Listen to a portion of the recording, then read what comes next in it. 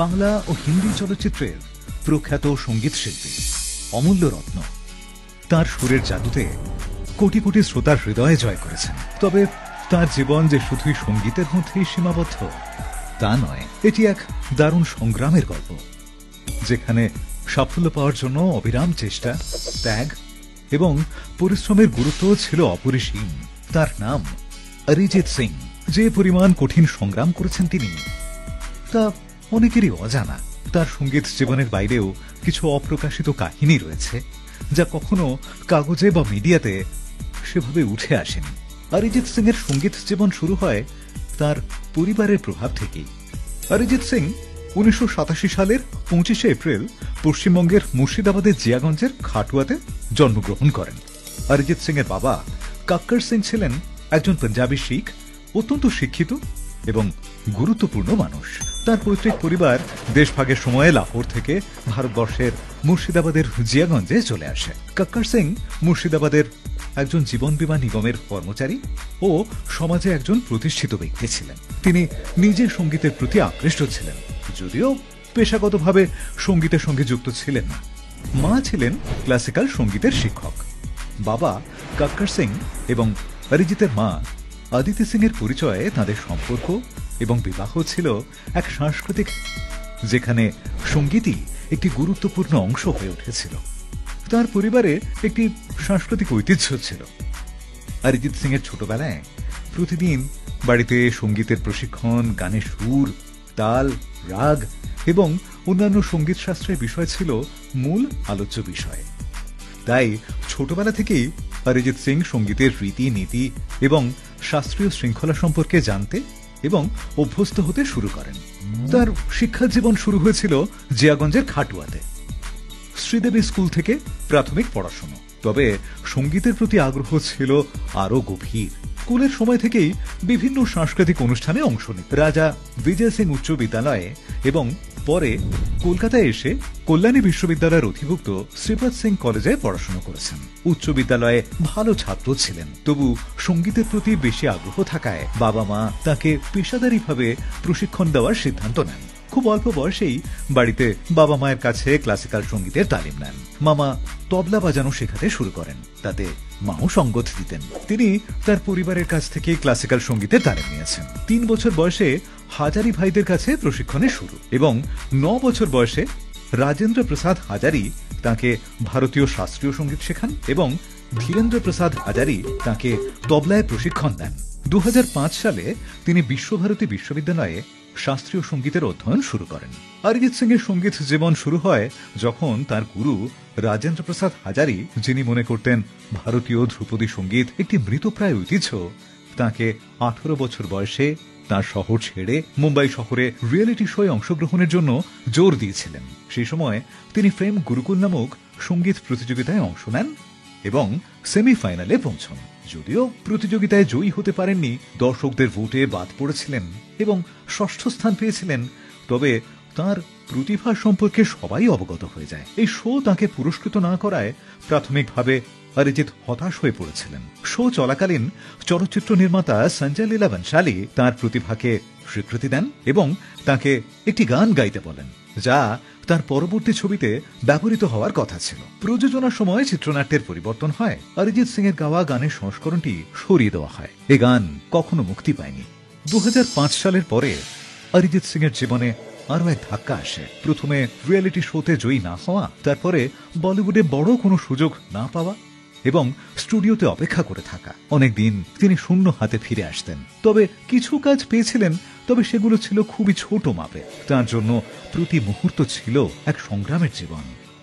নিজের আত্মবিশ্বাস প্রায় হারিয়ে ফেলেছিলেন এবং সেটি তার জীবনের সবচেয়ে অন্ধকার সময়। প্রথম দিকের রিয়েলিটি শো এর পরে তেমন কোনো বড় সুযোগ আসেনি। কোনো বড় মুভিতে গান গাওয়ার সুযোগও পাচ্ছিলেন না। কয়েকটি মাত্র ছোট মুভির জন্য কাজ করেছিলেন, কিন্তু তেমন জনপ্রিয়তা আসেনি।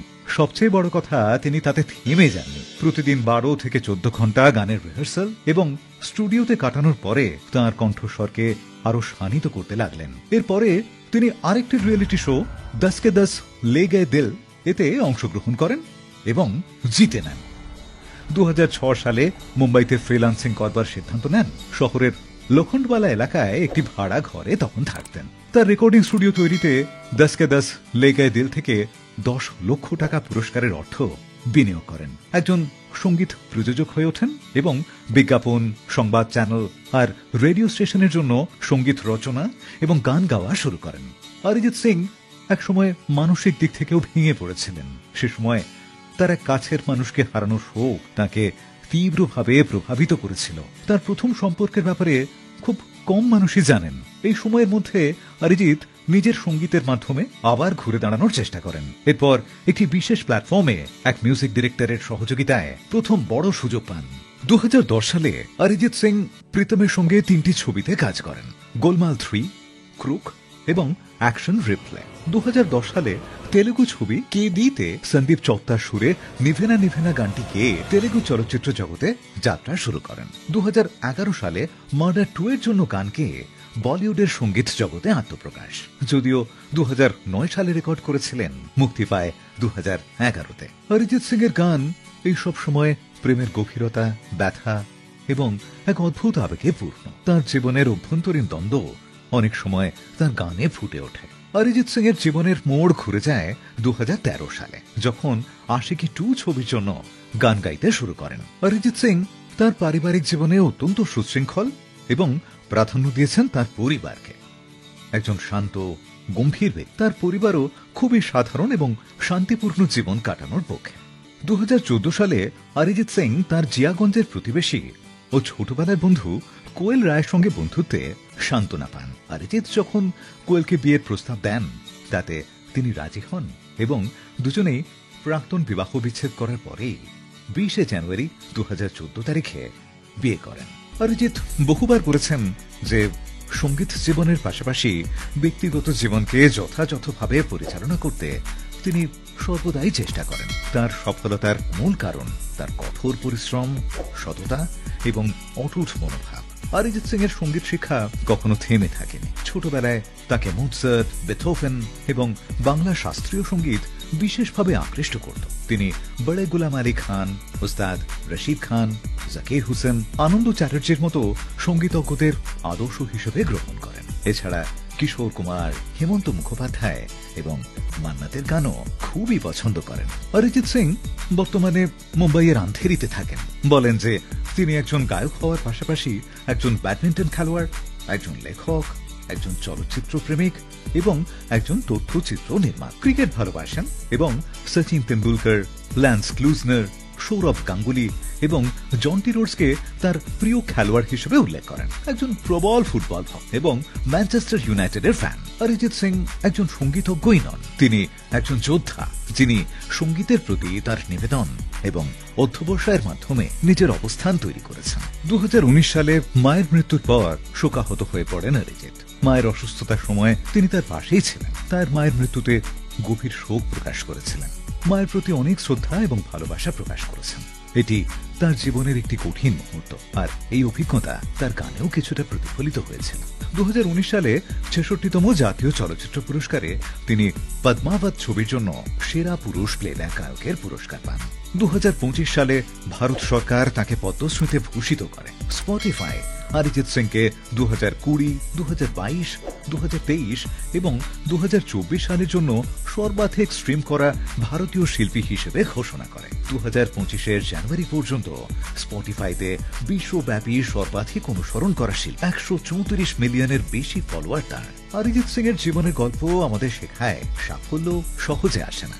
কঠোর পরিশ্রম, নিজের বিশ্বাস এবং সংগ্রামী তাকে আজকের অবস্থানে পৌঁছে দিয়েছে। তিনি তার জীবনে একসময় অনেক কিছু হারিয়েছেন, কিছু না বলা কথা এবং অনুভূতি থেকে বেরিয়ে এসেছেন, কিন্তু সব সময় এগিয়ে গিয়েছেন সামনে।